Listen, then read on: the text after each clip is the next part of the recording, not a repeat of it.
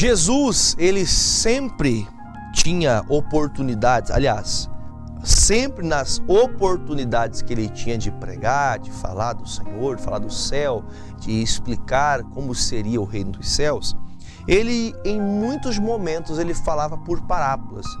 Parábolas nada mais são do que histórias que comparam a verdade, ou aquilo que o Senhor dizia. Ele colocava uma história, a qual todos conseguiriam entender por aquela história, acerca de algo que referia-se ao céu. E ele agora fala com a gente aqui, hoje eu até, como havia dito, eu tenho que ter um tempo aqui para explicar para você, porque é uma palavra muito conhecida. Já é um entendimento que todos já devem ter ouvido desta palavra, ainda que não o entendimento ou a leitura própria da Bíblia, mas você já deve ter ouvido falar do termo joio e trigo, né? Que logo nós consideramos e sabemos que há bons que estão em meio dos maus e os maus que estão no meio dos bons. E Jesus, ele traz essa palavra e há um acontecimento aqui nessa história que me chamou muito a atenção, e eu espero que chame a sua atenção também, para você compreender que existem caminhos, existem escolhas que nós fazemos, existem até mesmo, eu posso dizer para você, caminhos que nós estamos trilhando que, na verdade, estamos com todo o cuidado para fazer o bem, para fazer o que é certo. Porém, há uma grande dificuldade no nosso coração quando a gente está fazendo o que é certo. E quando você dá por si, quando você percebe, tudo está ao contrário do que você havia plantado ou até mesmo planejado. Vamos fazer a leitura? Mateus 13, versículo 24. Propôs-lhe uma parábola dizendo: o reino dos céus é semelhante, parecido, ao homem que semeia boa semente no seu campo. Mas dormindo os homens, veio o seu inimigo e semeou o joio no meio do trigo e retirou-se. Eu vou explicar por partes isso aqui. Jesus, ele começa contando essa parábola, dizendo, olha, teve uma pessoa, teve um homem, um senhor, dono de uma terra, ele pega boas sementes, ele pega com todo cuidado, com zelo. Alguns me assistem, da região rural, do campo. Algumas pessoas nos acompanham pela TV e Deus seja louvado pela vida de vocês que se esforçam e trabalham muito, É uma labuta muito grande o trabalho do campo. E eu sei e acredito que muitos saibam disso, que há um cuidado. Até o tipo da semente que você vai plantar tem que ser uma semente especial. Quanto mais cuidada, quanto mais tratada, quanto mais avaliada é a semente que vai se plantar, você já está tendo um cuidado para que lá na frente, na hora da colheita, no momento que você for colher os frutos de todo aquele empenho, de toda a tua dedicação, você alcance uma colheita igual à tua semeadura. O que é uma colheita igual à tua semeadura? Que você colha bons frutos de acordo com a boa plantação que você fez. A Bíblia chega a dizer que a plantação que fazemos, a gente colhe 30, 60 e 100 por uma semente. Então veja que a plantação ela é árdua, ela é pesada, exige de nós um tempo, um esforço muito grande e sabendo que temos que esperar a longo prazo a colheita. Mas o retorno é bom. O retorno, a Bíblia diz que traz 30, 60 e 100 por um, ou seja, cada semente, o mínimo que ela produz é 30 vezes mais. E nos casos de sementes um pouco melhor, vai ser 60 vezes mais. E no caso de sementes especiais, ela no mínimo dará 100 vezes mais o que você plantou. Então, quando Jesus começa a contar isso, claro que fazendo alusão ao campo, fazendo alusão àquele homem que sai ao cultivo, à plantação, ele fala que chega um momento que este homem que teve todo esse trabalho, preste atenção, para você construir uma vida com Deus, há um trabalho grande. Para você construir uma vida, até eu digo para você, a moral. Vamos falar do caráter do ser humano. Vamos ter alguns minutinhos para falar disso. Quando falamos do caráter do ser humano, você sabe que o caráter nossa maneira de agir e pensar com a medida que vamos passando e conhecendo Jesus, ou até mesmo quem não conhece Jesus, à medida da vida, à medida das coisas que ela vai conhecendo, ela vai mudando o jeito de falar, o jeito de pensar, o jeito de agir, né? A forma que ela se porta diante das situações. Só que chega aqui agora Jesus falando claramente, olha, este homem, ele veio a dormir. Este homem, ele teve um zelo muito grande de fazer uma boa plantação. Ele teve um zelo grande de fazer o que é certo, agora trazendo para nossa vida, nosso cotidiano de vida. Talvez você seja a pessoa que procura dar bom testemunho. Você procura ajudar as pessoas. Você procura sempre estar orando, sempre estar na casa de Deus. Você é uma pessoa que procura fazer tudo que agrada ao Senhor. Tudo. E com amor, com respeito, com devoção, sempre apresentando tudo a Deus, dizendo, Deus, eu estou plantando, não está fácil, plantar debaixo do sol, tem dias que é frio, você tem que cuidar, quando chega a época do inverno, né, principalmente na nossa região sul, existem locais que já são preparados estufas por conta do frio, da geada, que é muito forte. Há um cuidado muito grande para se colher algo que planta.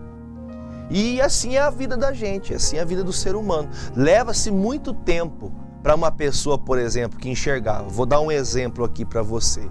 O Jefferson que vos fala agora, esse homem, essa mula de Deus aqui que fala com vocês, fala com você agora um pastor que tem um cuidado de pregar a palavra, de amar as pessoas. Mas em outro tempo atrás, antes de conhecer Jesus, não era assim. Não era assim. Eu era uma pessoa maldosa, olhava até inclusive para o evangelho como se fosse uma grande baboseira, uma grande mentira, uma grande balela. Eu nem acreditava em nada. Minha família toda perdida, ninguém me dava exemplo, ninguém me mostrava Jesus Cristo. Para mim, eu vivia para fazer o que eu queria. Só que o tempo foi passando, chegou um momento da minha vida que um vazio existencial. Sabe o que é um vazio existencial? Quando você pode ter tudo num dia e no outro dia não tem nada. Aquelas crises que você um dia está super feliz e no outro você está super triste. Que trabalhar é ruim e estar desempregado é pior, mas trabalhar também não quer. Sabe que é a pessoa que não quer nada com nada? Mas aí chega um momento que o Senhor se apresenta para a gente. E esse vazio existencial, ele é preenchido pela palavra. Ele é preenchido pela alegria de saber, puxa vida, uma pessoa como eu, sou conhecido como as meninas dos olhos de Deus, Ele me ama. O Senhor, Ele me ama. E aí então, o nosso caráter, ele vai começando a ser moldado, como diz Jeremias capítulo 18, a Bíblia diz que nós somos na mão de Deus como um vaso. Se você já viu a obra de um oleiro, colocando um barro, né, a argila sobre a roda, ali onde ele vai moldando o vaso, ele conforme ele vai dando pisadas ali, né, no pedal que faz ali rodar ali como se fosse um motor, e aí ele vai rodando, ele vai colocando a sua mão e vai moldando até que se torna um vaso. Então o Senhor, quando nós chegamos até Ele, Ele vai moldando nosso caráter. E quando conhecemos o Senhor de uma tal maneira que nós então passamos a entender que somos então aqueles que levam a boa nova, aqueles que levam a semente que não é minha, a boa semente Deus me deu. Eu só tenho que ter o cuidado de plantar ela de uma maneira que eu não venha perder a colheita, que eu não venha desperdiçar todo o tempo que lá atrás eu trabalhei para ter.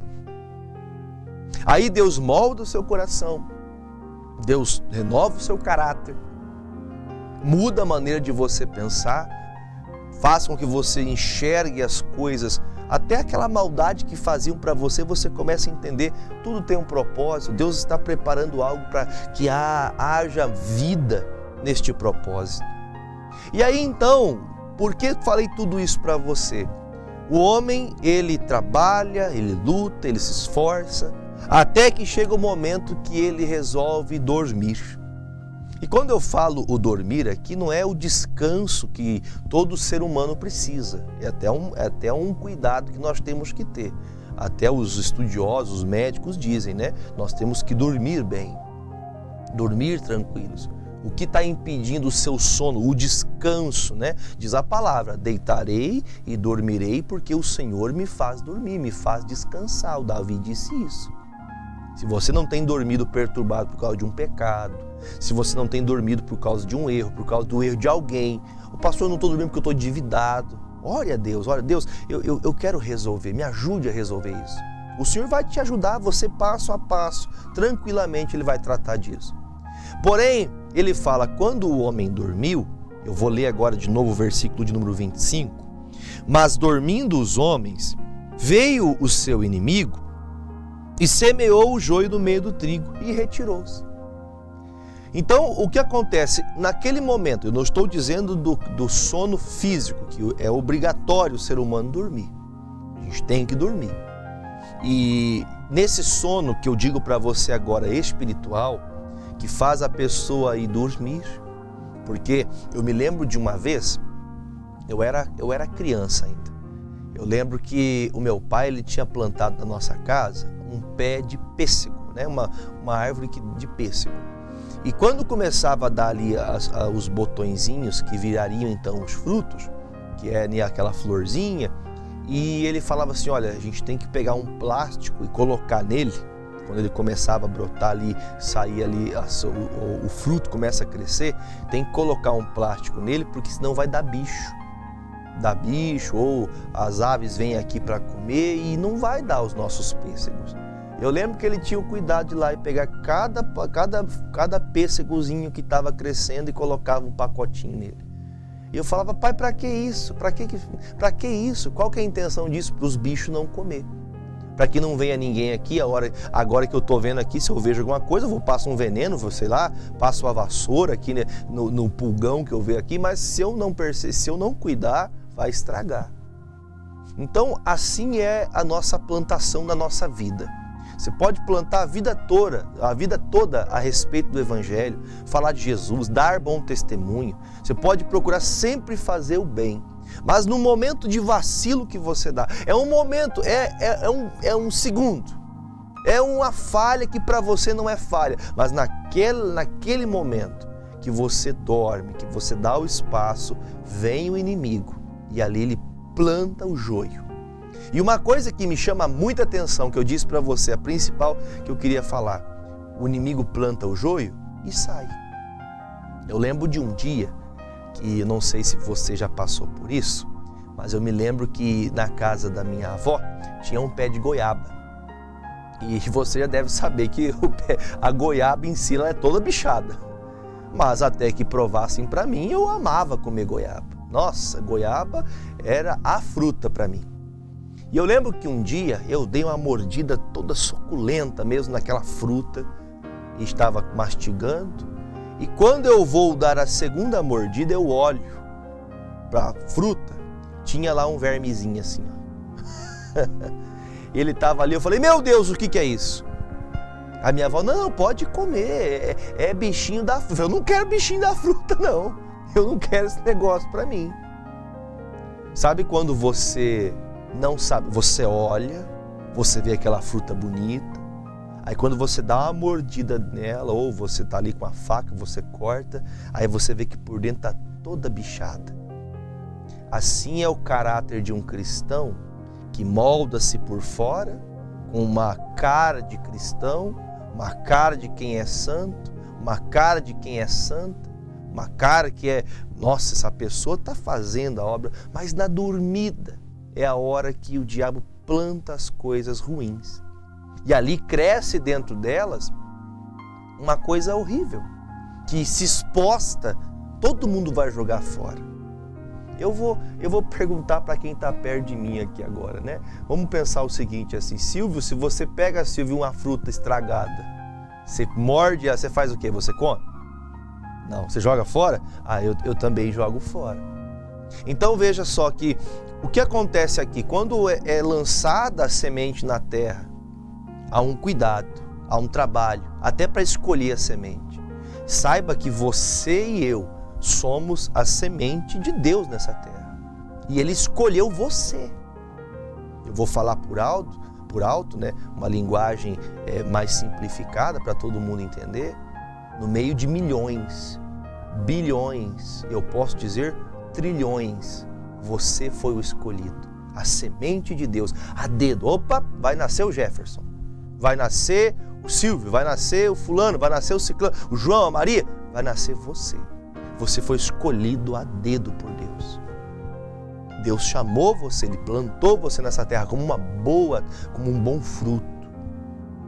E aí vem o homem maligno, vem o inimigo e planta o joio na hora que essa semente está perdida. Veja que coisa séria. Eu vou deixar aqui, eu vou voltar aqui novamente. Eu quero ir com vocês agora, eu vou ver só na tela aqui, Eclesiastes capítulo 8, no versículo 6, a gente vai fazer a leitura na Nova Versão Internacional, que é uma maneira mais simplificada da leitura da Bíblia, tá? NVI é a tradução que nós vamos ler agora. Põe para mim, por gentileza.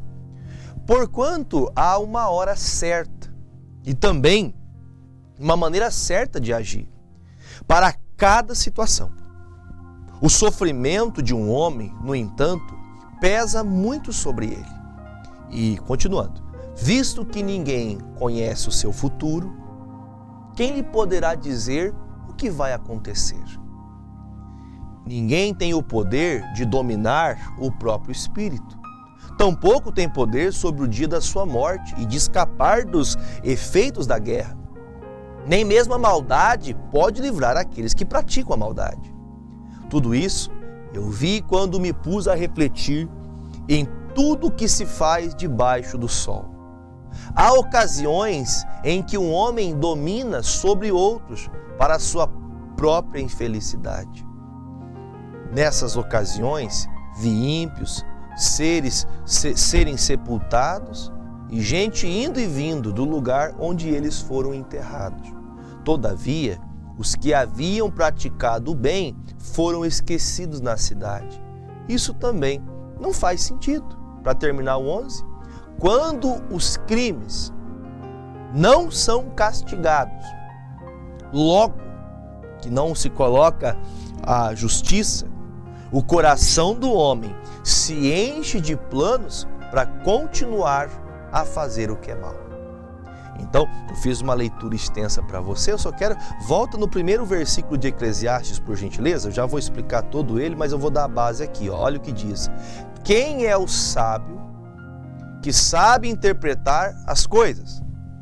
A sabedoria de um homem alcança o favor do rei e muda seu semblante carregado. Então vamos fazer o seguinte, vamos entender o que está acontecendo. Aqui nós estamos falando, né, Eclesiastes é um livro de Salomão, um livro de sabedoria. E o Salomão, ele transmite, gente, nós temos que aprender a estar debaixo das ordenanças. Nós temos que aprender a entender a hierarquia, obedecer, estar em obediência. E aí que claramente a gente consegue entender que ele fala, olha, nós para alcançarmos a sabedoria, nós temos que estar debaixo de alguém que está me dando uma ordem.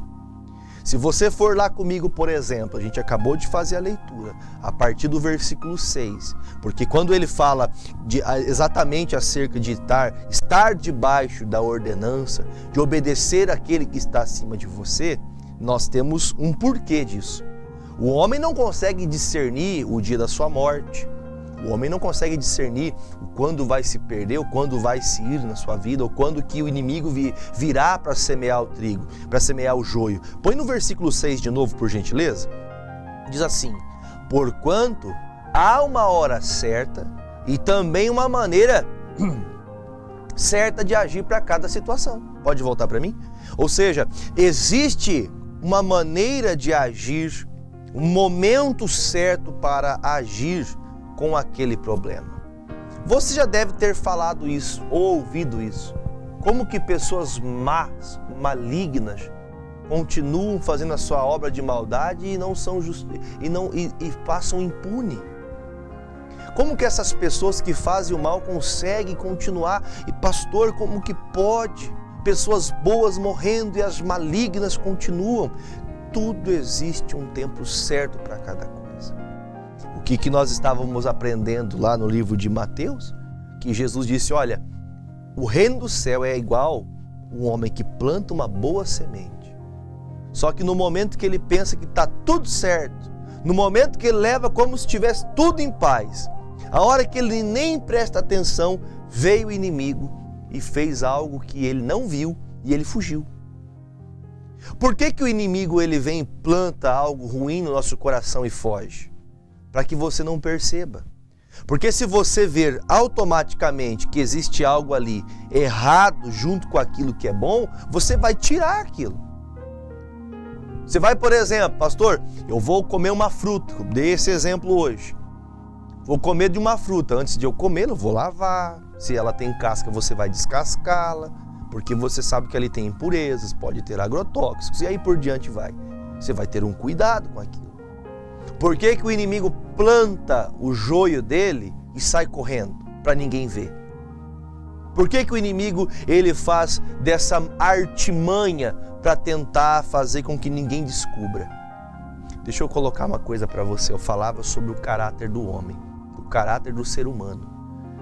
Nós somos moldados por Deus. E você pode ser moldado por Deus uma vida toda. Você pode ser aquela pessoa que Deus trata de você a vida toda. Mas chega um determinado momento que, como diz, né, no piscar de olhos, você fala, pastor, mas eu fiz tudo certo. Olha o que diz, eu vou voltar por gentileza, volta comigo lá em Mateus capítulo 13, versículo agora de número 27, agora na tradução normal, tá, ARC, diz assim: e os servos do pai de família, indo ter com ele, disseram-lhe, Senhor, não semeaste tu no teu campo boa semente? Por que então tem joio aqui? Se eu plantei coisa boa, peraí, mas eu não plantei esse negócio aqui. Deixa eu fazer uma pergunta para você. Você já se perguntou isso? Meu Deus, o que eu fiz? O que eu plantei para estar colhendo isso? Minha mãe dizia quando eu era criança, ela falava assim, quem planta vento, colhe tempestade. Quem planta briga, vai colher discussão. Se eu faço uma plantação boa, eu quero, puxa vida, pastor, eu tive cuidado, eu selecionei o que falar, eu mudei a maneira de viver, eu mudei a minha vida por um todo, eu me cuidei.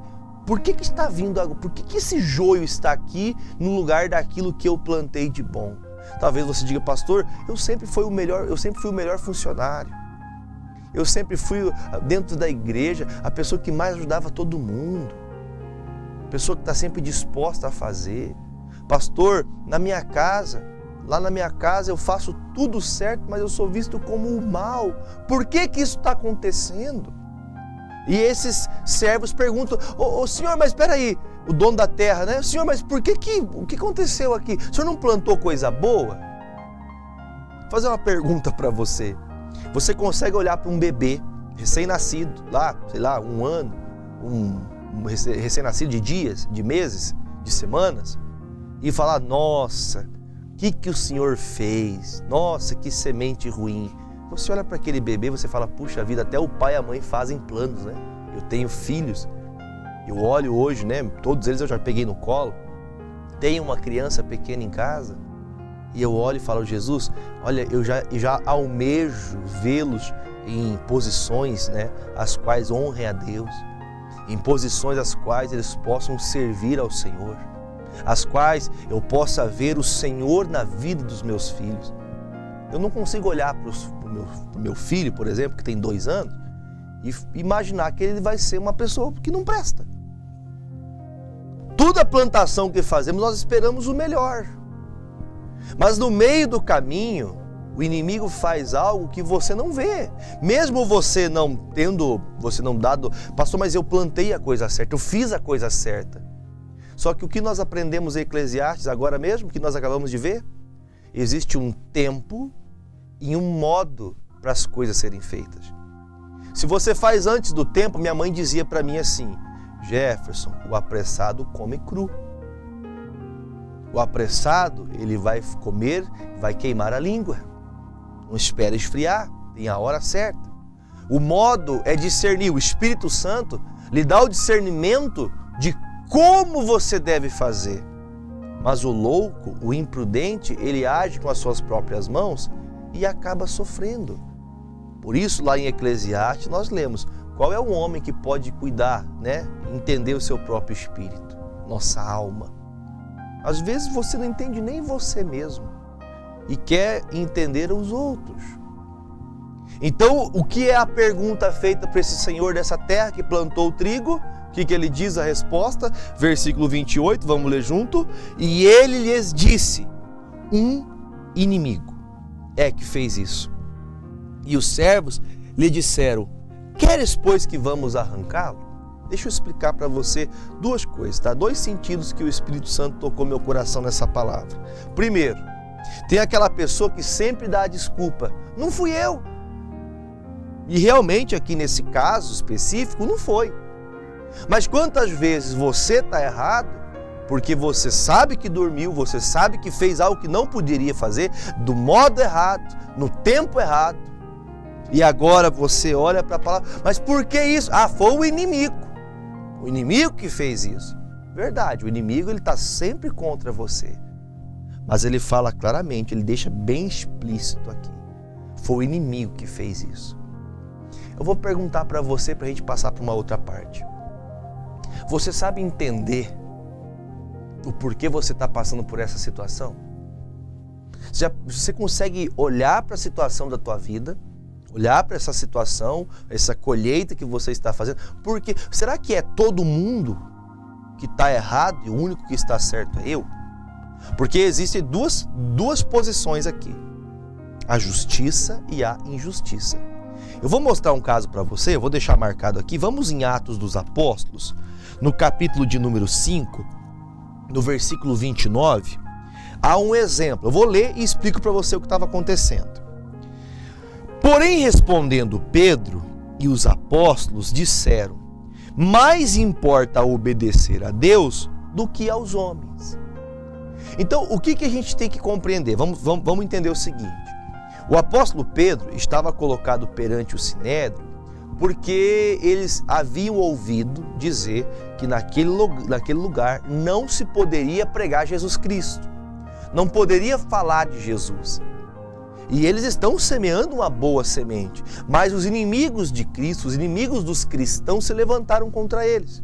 Lembrando que em Eclesiastes nós fizemos a leitura acerca de respeitar, obedecer às ordenanças daqueles que estão acima. Se respeitar a ordenança de alguém que está acima de mim, mas fere a fé, fere aquilo que o Senhor diz pela sua palavra, eu não devo acatar, eu não devo fazer. O homem, ele só faz o que ele quer fazer. Ninguém te obriga você a fazer nada. Pastor, mas foi fulano que fez. Ninguém te obriga a nada. O Pedro se levanta e fala: peraí, convém que eu agrade o meu Deus. Convém que eu faça a obra para obedecer a Deus. Então a gente tem que discernir: por que eu estou passando por isso? Ah, eu estou passando por isso porque eu estou obedecendo a palavra, fazendo do modo certo, no tempo certo, do jeito certo. Agora tem casos que a gente quer dar uma desculpa de algo que não é a verdade, porque já é uma coisa que está vindo recorrente. E eu vou mostrar para você novamente, voltando em Mateus 13, agora versículo de número 28, vou ler de novo. E ele disse: um inimigo é que fez isso. E os servos lhe disseram: queres, pois, que vamos arrancá-lo? Agora a resposta, 29. Porém, ele lhes disse: não, para que ao colher ao joio, não arranqueis também o trigo com ele. Então, preste atenção. O Senhor nos plantou como boas sementes. Ele espera o melhor de nós. Ele quer o nosso bem. A Bíblia diz que o Senhor, Ele nos ama. E agora você vê que Ele responde: não tire ainda. Não arranque o joio, porque você pode acabar arrancando o trigo junto. Sabe o que significa isso? É quando você quer expor o trigo. Você quer expor aquela pessoa que está fazendo o que é certo. Você quer expor ela. Para não expor ela, é melhor deixa o joio crescendo aqui, porque senão eu vou acabar arrancando também o trigo. Eu vou fazer com que outros que estão bem fiquem mal. Aí, para a gente poder concluir, eu vou deixar e volto aqui mesmo agora no versículo 44. Olha o que diz a resposta do Senhor, né? Também o reino dos céus é semelhante a um tesouro escondido num campo, e um homem achou e escondeu.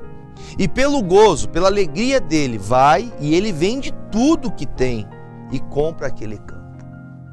Lembra que eu havia dito para você? Quando éramos perdidos, nós nos limpamos de todo o erro, saímos de tudo que não presta, ou seja, nós vendemos o nosso ego, nós tiramos o nosso orgulho, quebrantamos o nosso coração. Para qual motivo? Qual que é o intuito disso? Qual que é o alvo disso?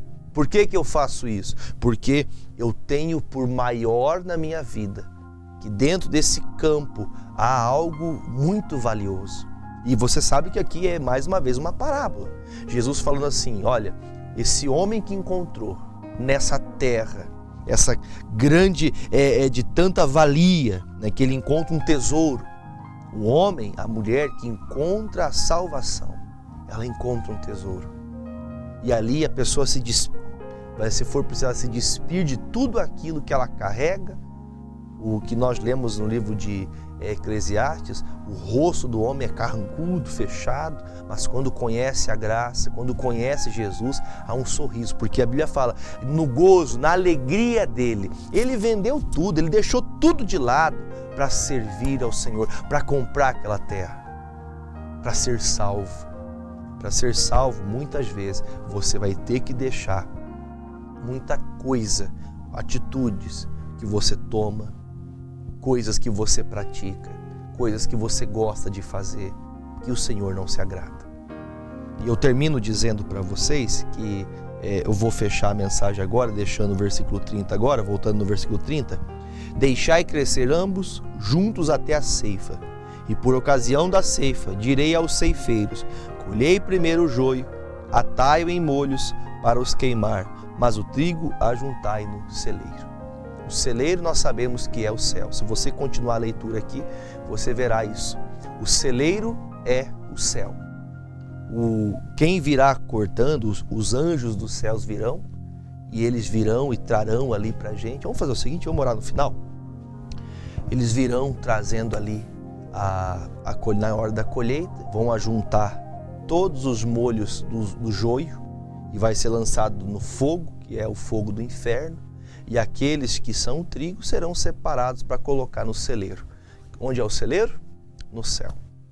Que essa palavra marque seu coração, no nome de Jesus. Amém?